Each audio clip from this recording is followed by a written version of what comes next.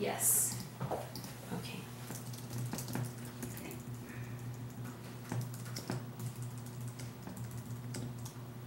Now? Yes! Woohoo! Hey!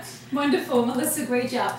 Okay, you guys, thank you for your patience. Like I said, you didn't hear me, our tech guy was not able to make it tonight. He had some things come up, so Melissa and I, instead of canceling our show, we figured we'd just be unstoppable and make it work. So here we are. Melissa, please come join me.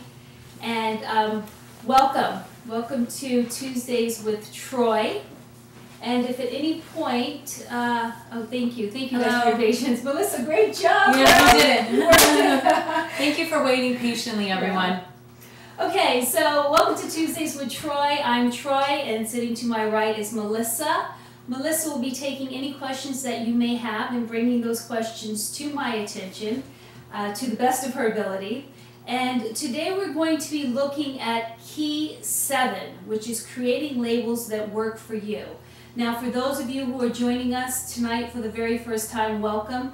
We are breaking down one key each week based on the 9 Keys to Freedom After Heartbreak, which are from my book, X-Free, the 9 Keys to Freedom After Heartbreak. And tonight we are working on Key 7.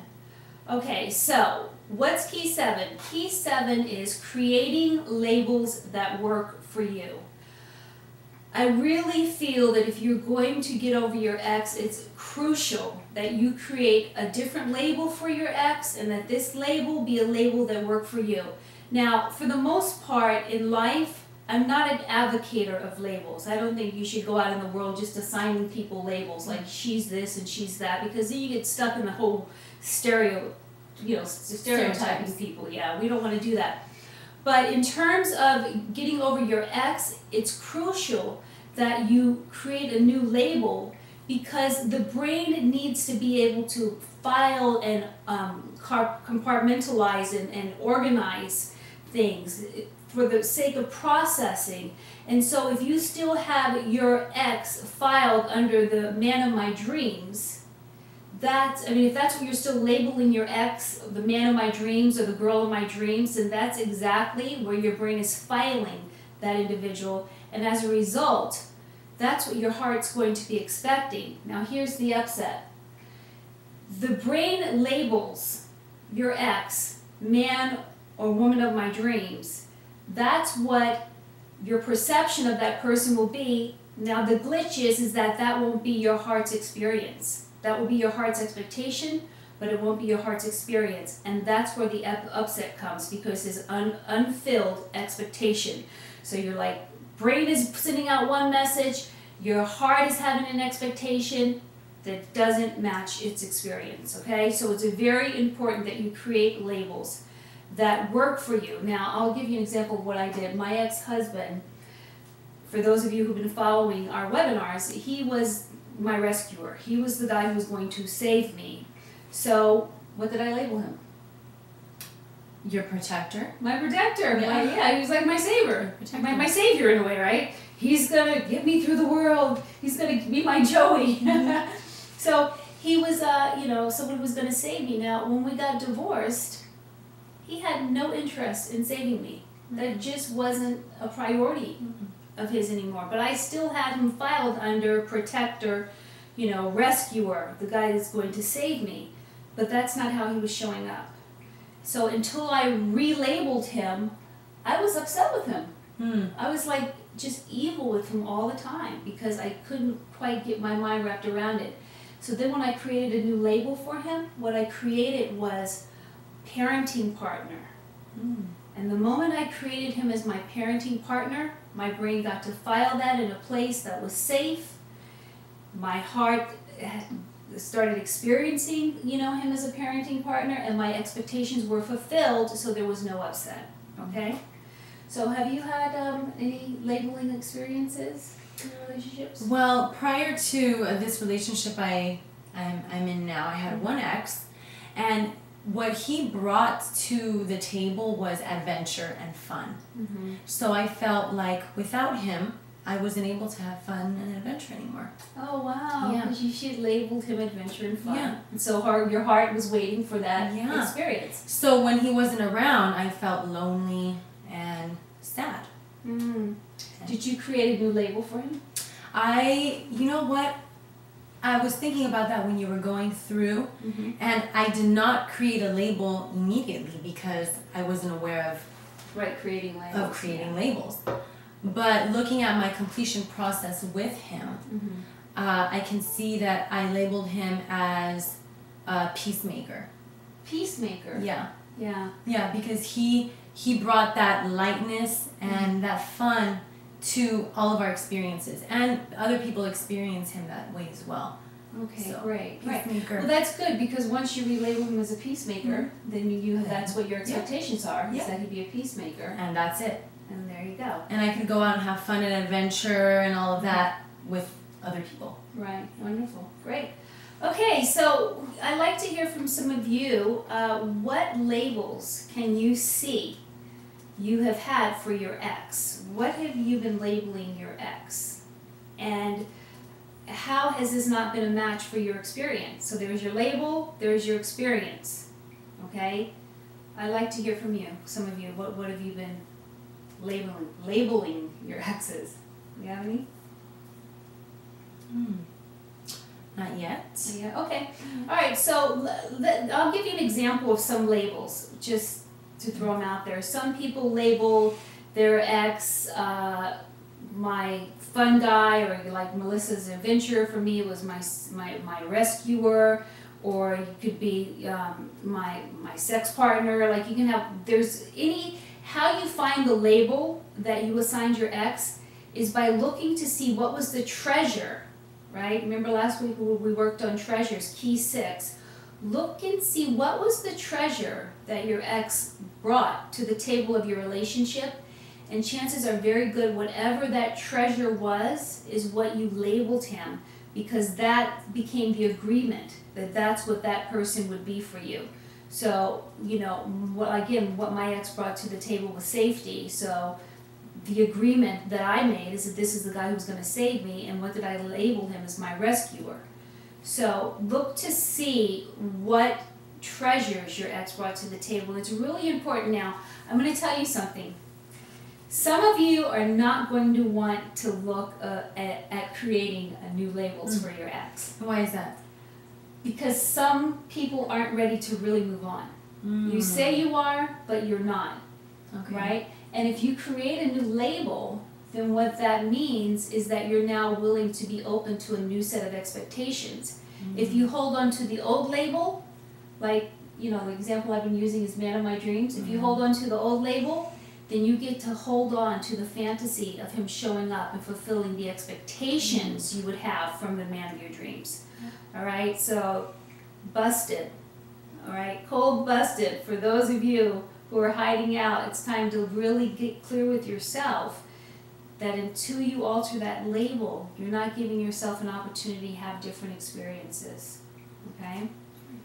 All right. Now, we are hearing from some of our viewers, Okay. so I'd like to share in regards to your question. Great. Some people label their partner or ex liar, Liar. Okay. provider.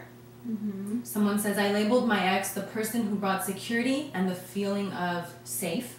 Uh-huh. Yes, I got that one. Great lover. Mm-hmm. And spiritual leader, provider, or safety. And or safety. Right. All right. Well, those are really good ones. Those are great. Now, this is the thing. A spiritual leader is wonderful. Like, that's a label you can actually keep, because that's a label that your brain can file and your heart's experience can be a match for your brain's perception, right, as a spiritual leader. So that's a good one. The liar, label him liar, then you're going to expect him to lie, and I just don't think that's kind of the vibration you want to be rolling with. So it'd be great if you could find something else. Like, lying is what was an action, obviously, that was ongoing in your relationship. But if you really want to get over your ex, it's great to find a label that is empowering for you and empowering for your ex. Otherwise, you keep making your ex wrong. If you label him things like a liar or her things like a liar, you keep making him or her wrong, and then they keep showing up as wrong. You know, and there's just there's no power in making another human being wrong. It's like we know the deal. We know what went down. Let's just clean it up and move on. Yeah. Okay. Now, Troy, I'd like to share with someone their comment. They said that they labeled their ex soulmate, but have recently renamed him moment to moment man. You helped me with this on Saturday, Troy. Oh, this is Felicia. The new label has really been working out for me too. Oh, that's great. Yes, hi, I remember you very well. Good, that's right. Man for the moment. That's wonderful. Have you been going to the movies with him and hanging out? Remember we created this whole world that you could have with him as long as you got out of that future? I'd like to know how that's been going for you, and thank you. I'm glad to know that it's working for you. See, that's a perfect example, Felicia's example. She had this whole other label and a whole other world of expectations, and after we worked together for a very short while, we really got that who he is just a guy willing to be in the moment. Felicia, I hope you don't mind I'm telling all your business. But That's really, great. yeah, you know, he Wow. wasn't willing to make all those commitments, and she does enjoy going to the movie with him, and she enjoys hanging out with him. So we just shifted her label, and that shifted her perception, That's great. which shifted her expectations, and now it's working out. That's great. So yeah, good job, good job. So it's really important, you guys, if you're not having a relationship that is a match for your expectations, it's time to shift the label. Even if you want to stay in the relationship with the person, okay? So really look and see what are the labels. So I like to work with some of you if there's anyone who wants to get some coaching right now before we go on to the next part of the show. Actually, Troy, there are a couple of questions for you regarding creating new labels. Okay, great. Someone asked, how do you let go? Excuse me. A couple questions coming in. How do you let go of the hurt to label him? Okay, that's a great question. The thing is as long as you're in the pain, you're in the relationship. Your pain is a byproduct of the relationship. So if you want to hold on to the relationship, you hold on to the pain. That's what we do subconsciously, okay? That's why I'm saying if you're ready to label this person, you're going to have to put the pain on the back burner for a second. Get out of that relationship for a second. Remember, as long as you're in the pain, you're in the relationship. So you want to put that pain on the back burner, really look and see what was the treasure that this human being brought into your life. What was the treasure? And then that can be the new label for this person. Okay, like my ex-husband brought my son into my life. There is no greater gift than that. So what's the label? My parenting partner. Yeah. Okay. All right, next question. Yes. If you can't think of anything positive to label someone, does that mean you are not over him? That means that you're not ready to have a different experience of him. Okay? If you can't think of anything that would be empowering for him and empowering for you, that means that you are not ready to create a different reality for yourself. Now, there's nothing wrong with that, but just look and see why it is that you're willing to continue to suffer. Pain is inevitable. That's going to happen. Suffering is optional. We choose to suffer. Pain, we can't get around. If someone punches you in the face, you're punched in the face and that hurts.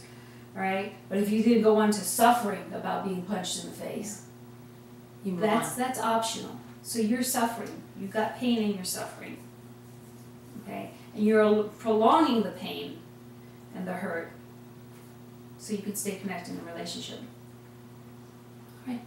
Now, the person who answered your previous question, who said that their label was spiritual leader, Yes. said that she doesn't feel like he deserves that spiritual leader label. So she says, I really don't want to let him keep that one. He doesn't deserve it. Well, then take it away from him. Relabel him. That's right. Listen, whose world is it? It's yours. You get to. I always say, if you wanna claim it, you gotta name it. You name it and then claim it. And if he's not qualified or he doesn't, he hasn't earned the right to have a spiritual leader, then give him something else. Like I said, my ex-husband was my rescuer, my safety. But then he didn't deserve that anymore because that wasn't a match. My brain and my heart were not experiencing the same things. Okay. And then your friend Felicia, Yes. she says that, well, we haven't gone around to go to the movies, but I've been going by myself. When my ex contacts me, we just talk about things that are happening in our lives in the moment. Good for you. And she says she doesn't mind you sharing her story if it's helping others. Okay, great. I didn't tell all the nitty-gritty stuff, right? And then she says, in other words, I don't get angry when I know he hasn't made any long-term goals for his life or for our failed relationship. I only expect to talk to him about things that are happening now. Wow. Okay, thank you, Felicia. You guys, that is the power of creating new labels that work for you. She created a new label that works for her. Now, you know, Felicia is someone who really has it going on. She's got long-term plans. She's serious, this girl. She's got like, I'm doing this, and I'm doing this in 2 years, and I'm doing this in 3 years. And so she wanted a man that was going to step up to that. Like, you can get that, right? Yeah. But he wasn't up for it, and so she got clear on what he was up for and relabeled him, and good for you. Okay. All right, someone says that after shifting the label from safety to just being dropped from a 33-year relationship and 27-year marriage, now he is labeled as my children's father. Great. That's great. And so that's where your brain will file him, so that will impact your perception of him. And then how we perceive informs us of what we will be expecting. So then your expectations will be that he show up consistent with being your children's father, that his actions be consistent.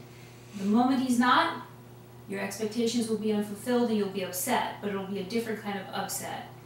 Okay, so first of all, congratulations for being in a relationship for 37 years, did she say? For a 33-year relationship. 27 years married. 33-year relationship, 27-year marriage. That is absolutely fantastic. My hat that I don't have on is off to you. That's really awesome. That's great. Now you gotta go get your cute on and do another 27 years. That's right. Or maybe she should do 2 years. Yeah, you might want to do 2 years. You know? And then let us know. Yeah. Okay. Great. All right, someone has a question for you. Yeah. They say that I was in love with my best friend, so I made a list of everything that I liked about him, and then I shredded it. Once I did that, I found out that I did not like him as much as I thought. Is that the same thing as relabeling him? Well, it's a label. So the first label was I like him, and the second label was I don't like him, or a guy I like, guy I don't like. Yeah. It doesn't really buy you anything at the end of the day, because you want to create labels that create a context for something. I'm going to explain to you guys something, okay? Context is decisive. Now, I know that sounds like probably Chinese to you right now, but I'll explain to you what I mean. If you have a book, whatever you name the book will become the context of the book. So if I name this book 500 Ways to Cook Chicken, this book is going to be all about what? Different ways to how to cook chicken. Cook chicken. Yeah. That's called context. It's a label, cooking chicken, okay? When I open the book and I see the table of contents, it's going to be all about cooking chicken. So the context, the title of the book, lets me know what the content, what the inside of the book is about, okay? So when we make labels, that's the context. That's the title of the book. And that is decisive. That is the final declaration of what that book is about, okay? So whatever you name someone, you're giving them a context, like a circle, or like a book, or like a title, and then that's what they're going to show up inside of as. They have to, because the context is decisive. You get that? Okay. You decide what the context of your life essentially is going to be, is what you're saying. By the context, by the label you give the book. Yes. So whatever you call the book, that's what the book's going to be about. So if you call him a guy that you used to like, then your book's going to be all about reasons why you used to like him. If you call him a guy you like, then your book's going to be all about why you like him. If you call him, using Felicia's example, moment man, then the book's all going to be about moments with him. You're not going to push beyond that. You're not going to go. That's just the way it's going to be. Context is so important, okay? Because that informs our expectations. If you are in love with someone and they are, your knight in shining armor, you're going to expect them to be like that. If you're in love with someone and they're abusive and they're alcoholics, then you expect them to be like that, because that's the context that they are existing inside of from your perception. Okay? All right. Now going back to the questions.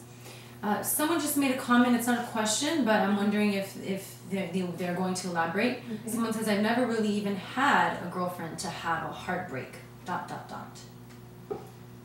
Okay. So, they did continue. Yeah. At least some of you have experienced love. I've heard it's overrated though. Okay. So, the good news is you have a very big future ahead of you. Mm-hmm. The other good news is you'll probably get your heart broken a few times, and that's good news, because every time it's broken, you'll be stronger and you'll be stronger, and then one day it'll stop getting broken. Or even better, you won't ever have heartbreak. You'll actually find that one person and you'll have a wonderful relationship with. I believe that's possible. But there's no bad news. There's no bad news in life. There's just learning experiences, and we have to look at these challenges as opportunities. Okay? So there's a lot of good news ahead in your future. Thank you, Troy. Yeah, you're welcome. That's nice. That's nice. Okay, next question.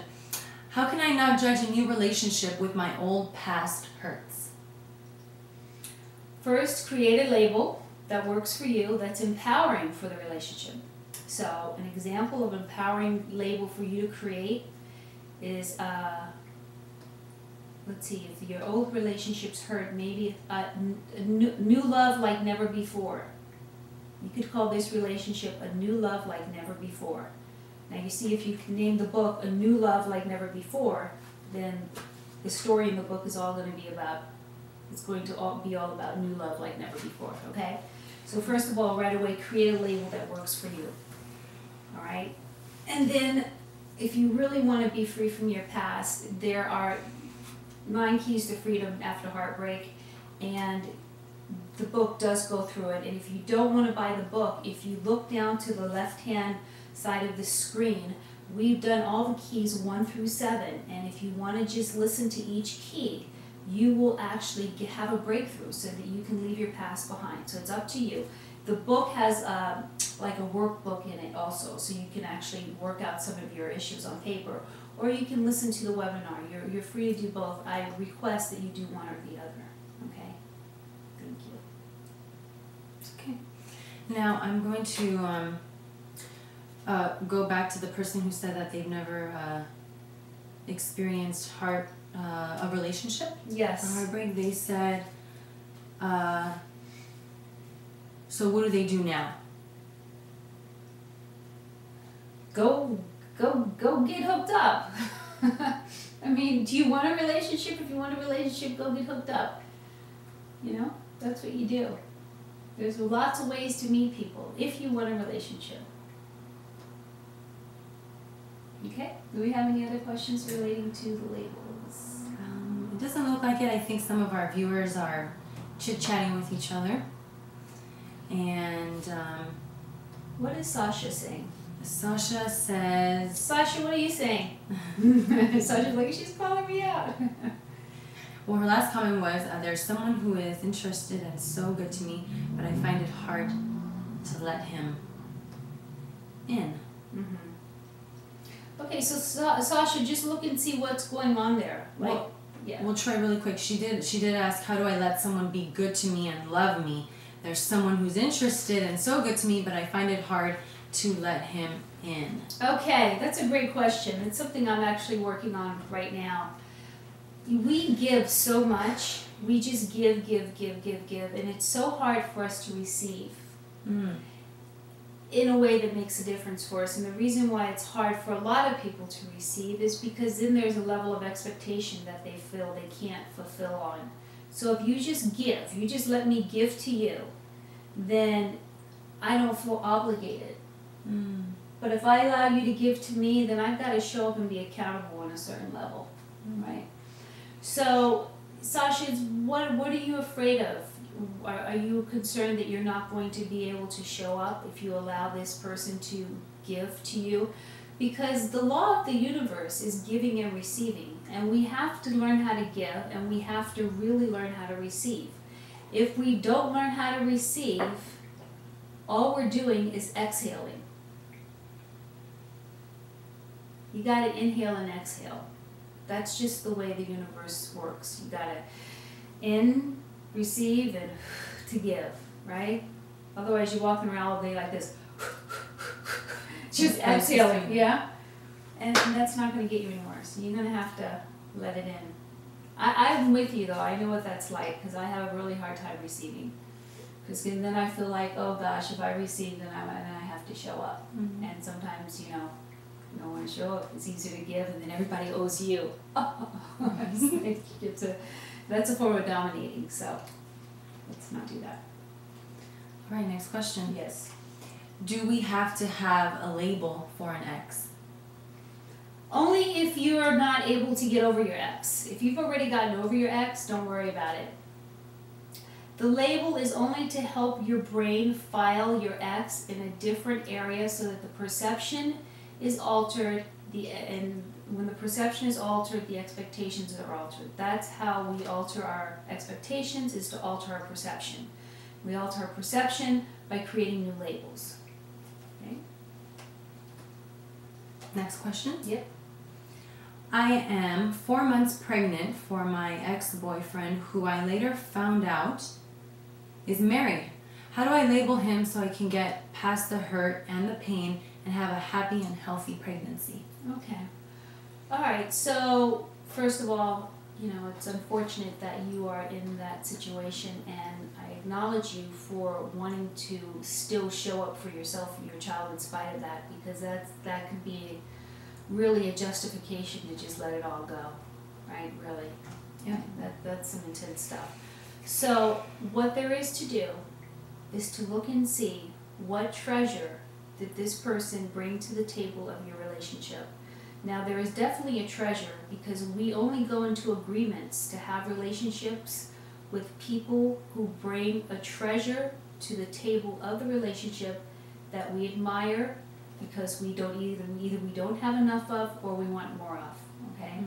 So there's something that he brought to the table that you found wonderful, and it inspired you to have a relationship with him such that you are now pregnant. Whatever that is, that would probably be a really good label. And if that's not the label you choose to look at, look and see if there was no such thing as bad, right, or wrong. What's that one thing that he left with you, besides being the father of your child?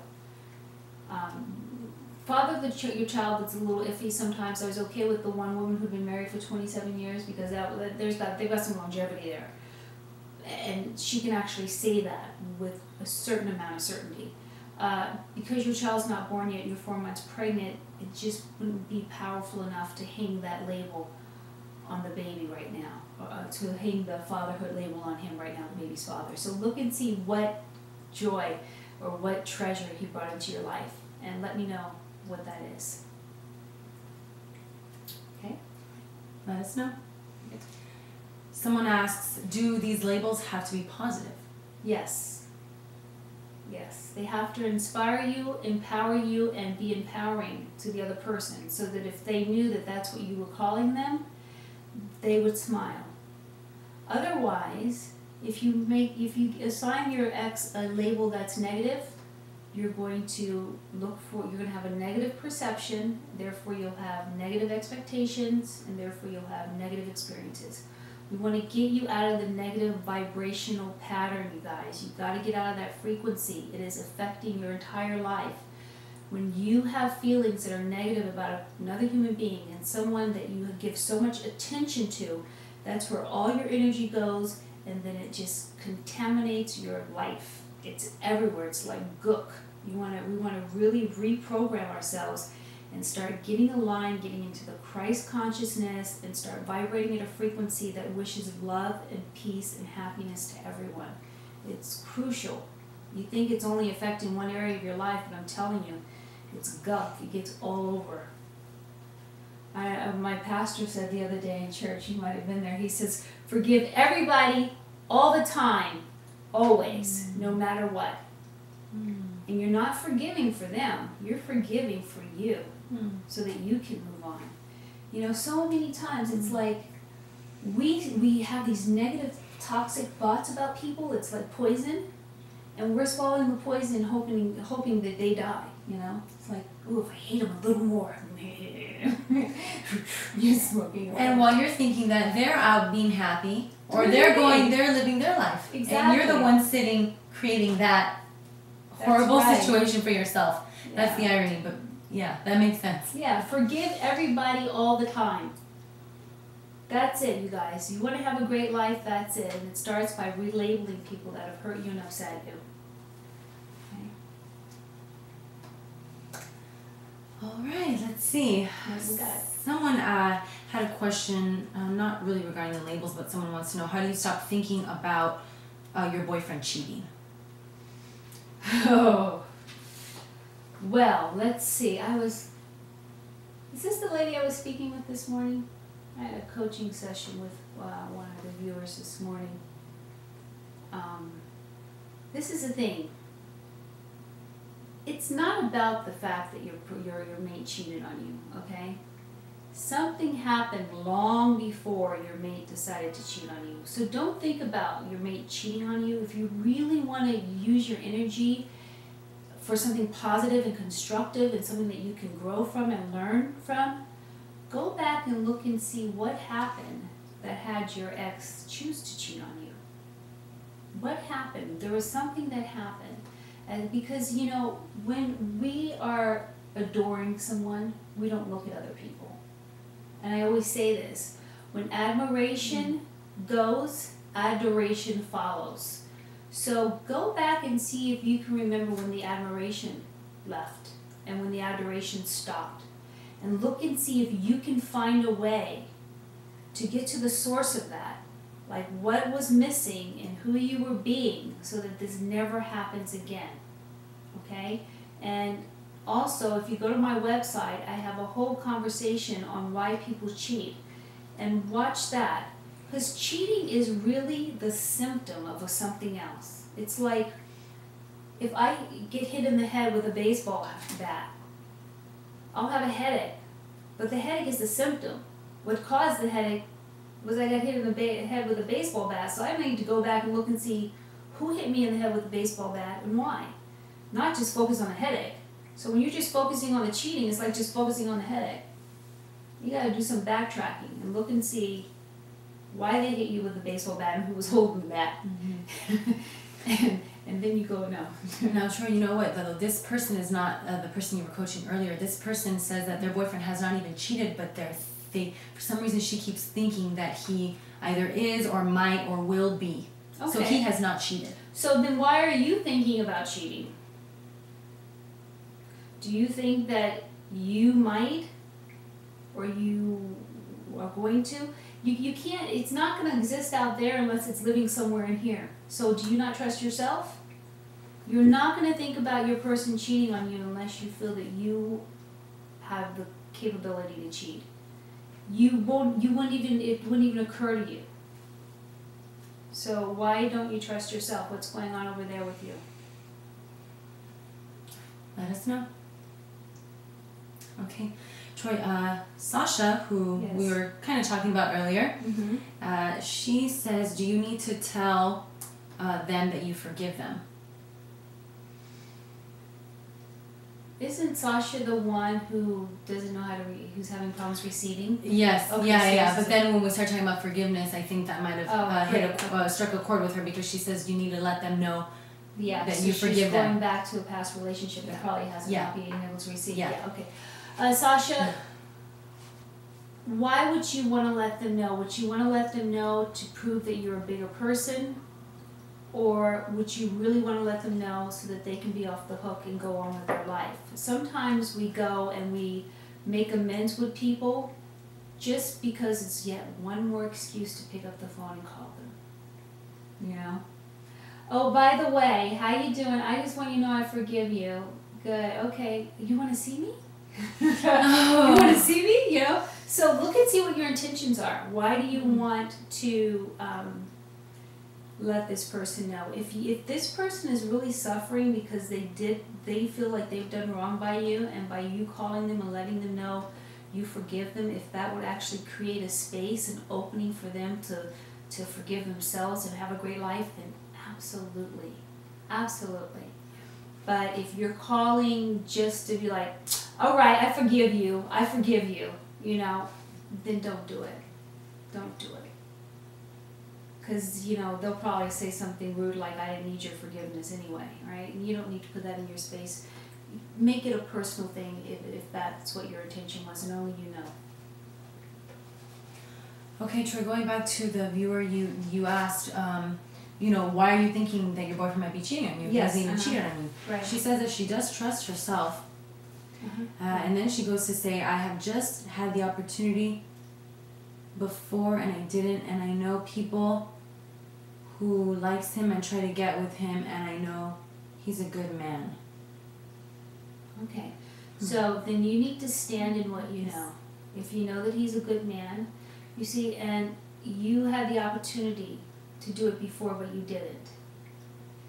Do you believe that if you had the opportunity to do it again, that you wouldn't? This really has nothing to do with him. You need to get right with yourself, okay? All those other people around, don't worry about them. Life is an inside job. If you're seeing it out there, it's because it's living somewhere in here. If you are right within yourself and you are moving forward with integrity and honor, and you're bringing that to your relationship, don't worry about what's going to happen out there. I really believe that we are only cheated on when we cheat on ourselves. Absolutely. My ex-husband cheated on me my entire marriage, pretty much. And I created myself to be such a victim. I was such a victim, and I had everybody like feeling sorry for me. And at the end of the day, the truth of the matter is that I was cheating on myself. He was only a reflection of my inner conversations, my inner relationship that I was having with myself. I was cheating on myself in so many ways. I knew I wanted to be in school. I knew that I wanted to pursue a certain career, and I wasn't doing it. I knew that I, didn't need to be that. I was like 40 pounds overweight at the time. I was cheating on myself, and he was just a physical manifestation of something that was going on within myself. So don't worry about someone cheating on you unless you are worried about you cheating on you, okay? Now, I know that flies in the face of reason for a lot of you, but just check it out and see how it fits. All right, I think that's all the questions for now. Okay. Good man most of the time. All right, great. Okay. That's deep. Yeah, good. Thanks for getting that. Okay, we're keeping it real. That's right. Okay, so let's look for labels. I'm ready to find labels. We've got about 10 minutes left, you guys. So for those of you who have not distinguished a label for your ex, I would like you to really do that now, and I'm going to teach you how to do that. Look, and I said it before, I like you to look and see what treasures he or she brought to the table of the relationship. Whatever treasure that was, right in the beginning, that's pretty much the agreement that had you move into that relationship, and it's most likely the label that you assigned to that person. So he or she is no longer being that in the relationship, so now you got to create something else. So you want to look and see who are they being, or what gifts did they give you. Like, I had this one friend, she was dating this guy, and she hadn't been to church in 10 years. Oh, wow. But he got her going to church again. And she was like, the label was husband. That was her husband. She was sure she was going to marry him. He brought God back into her life. And she was like, this is it. And then they broke up, and she was devastated. But I had her say, you know, we looked at her situation, and what he did was he woke her up spiritually. So he's her spiritual alarm clock. That was her new label, my spiritual alarm clock. That's great. Isn't that wonderful? Yeah. And she got all excited. And the great thing about alarm clocks is once they go off, you wake up, and then you turn them off. And right? you move on with your day. You move on with your day. You leave the alarm clock home. So look and see, you know, what was that little gift that they brought? Everybody brings a gift into your life. So look and see what the gift was, and then label them that. And then it'll put you in a space of gratitude, and that will be your attitude, and that's where you'll be vibrating at. And then you'll look and you'll start seeing the universe will give you more reasons to be grateful. Once you start vibrating at that frequency of gratitude, the universe, God, Spirit will bring you more reasons to be grateful, because attitude is 100% of everything. Okay? Remember, thoughts become things. So you want to think about things that have you feel very grateful. Huh? Right. Anything? No. Okay, I'm grateful. Okay, so what I'd like you to do is, if you can get a pen and a paper, please, just so you're really clear, I'd like you to write the old label that I assigned to my ex was, and then fill in what that is, or was, okay? And then, as a result, I expected my ex to do and be the following for me. So what was the old label that you assigned to your ex? And then list 3 things that you expected your ex to do as a result of that label. So you can just really get clear. So like my ex was my safety guy. So what did I expect him to do? I expected him to, you know, open car doors for me and restaurant doors so I don't get hit. As a matter of fact, I actually broke up with a guy. I was so into guys giving me safety before I started doing this work. I actually broke up with a guy because he didn't hold the restaurant door open for me. You know those things you go around, like you push him, and he didn't, anyway, whatever he did, he stopped and I ran into the glass and hit my head. Oh my God. I was so mad I broke up with him. I was like, you didn't keep me safe. I could have gone through the glass. Right. Wow. So yeah, I transformed that. Obviously, I don't go looking for safety. I know that my safety is within now, but that's how important it is. Once we really give these guys these labels and women these labels, we really need them to manage themselves as these labels in order to fulfill our expectations. So write down the 3 things. So I expected my ex-husband to open doors, pay the rent, put a roof over my head. What's another thing? Put an alarm system. Put an alarm system. Lock the doors at night. Yeah. Beat anyone up if they said boo to me, you know, like that. So 3 things that you expected from your ex as a result of the label. Okay? Write that down. And then your next assignment under there is to create a new label that you can give your ex. And as a result, list the 3 things that you can expect from your ex as that new label. So 3 things that you expected from the old label and 3 things that you could expect now from the new label. Okay? All right, does anyone want to share what you come up with? Any last minute questions or comments about key number 7, creating labels that work for you? Yeah. I'm here waiting to take your questions if you have any. I think they got it. Yeah, I think so. All right, you guys have been wonderful, wonderful, wonderful. It's always such a privilege to be with you. Melissa and I get really excited on Tuesdays. I have a special announcement on Thursday. I will be on the Steve Harvey Morning Show, and we're going to be taping it live from Los Angeles. So if you have any questions for me that you'd like me to answer, please make sure to send them into the Steve Harvey Morning Show. And also, as a special request, that evening, Thursday evening, we're going to have Thursdays with Troy. So that evening, I'm going to be here back Thursday. That's 2 days from now. That's the 12th? The 10th. That's the 11th, actually. December 11th. We'll be back here answering your questions live, but we won't be asking questions just from the 9 keys to Freedom After Heartbreak. I'll be taking and fielding all relationship questions that you may have, anything and everything. So make sure you bring your questions here Thursday and invite your friends. Now, Troy, is that going to be same time? Same place? Same time, same place, 6:30. So if you have any questions that you would like to have asked about relationships, and working on my new book, which I'll be happy to answer some questions. My new book is called Why Lovers Disappear Like Socks. So I have a lot of information about that if any of you are interested in finding out why they are disappearing. Like just socks. like your socks do. Like socks, okay? Alright, so thank you all for tuning in. Again, the book is available at www.troybyer.com. For those of you who would like to be contacted whenever these webinars are going up, please make sure you click the follow button at the bottom of your screen there. It's the orange button right under the little screen. The monitor, yeah, the monitor, okay? Alright, that's it. Any more questions? That's it? Yeah, good luck and good night. Yeah, thank you, Sasha. Alright, you guys, thanks a lot. Have a wonderful evening. Melissa, thank you for doing a great job tonight. You're Answering the welcome. questions and getting us sound and Thank you. getting us on there. Yeah, thanks to our viewers. If it wasn't for you guys, I wouldn't have a job. So thank you for participating and asking your questions. Great. And we'll see you next week. No, we'll see you Thursday. See you Thursday. That's right. I'm sorry. See you on Thursday morning Thursday. on the radio show and Thursday And then night Thursday here. evening and next week. Okay, great. All right. Thank you. Thank you. Bye, Thanks, Troy. Melissa. Bye. You're welcome.